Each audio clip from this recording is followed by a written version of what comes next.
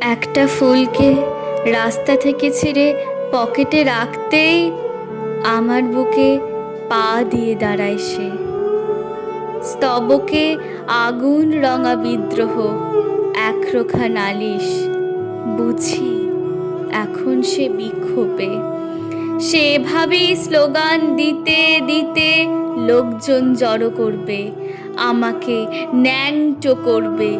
সামনে কোনো ভিড় দেখে, লোকবল দেখে ঝাঁপিয়ে পড়ে পাথরে মাথা ঠুকবে সে। রক্ত রক্ত! গোটা রাস্তায় ন্যায় সংহিতার লম্বা লম্বা আইন আউড়ে দাঁত খিচিয়ে চুলের মুঠি ধরবে সে, আমার মার মুখী হবে। বুঝি যাতে এরকম কিছু না হয়, যাতে তার সমস্ত পরিকল্পনা ভেস্তে যায়, আমিও স্পিড তুলি, মরিয়া হয়ে উঠি, মুখে উচ্চাঙ্গ সঙ্গীত গাই। তোমার হাত পর্যন্ত তাকে নিয়ে যেতে হবে, জেদ ধরি, সান্ত্বনা দিই।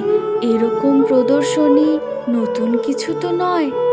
বিশেষ করে প্রাত্যহিক দেবদেবীর তোষণে এমন একটা বিকেলে, রেণুর দিনে। অরণ্য জানলে যে কোনো সময় বেঁকে বসতে পারে, তিলকে তাল করে আমার দুগালে দুটো থাপ্পড় মেরে সমস্ত ফুলকে আমার বিরুদ্ধে লেলিয়ে দিতে পারে।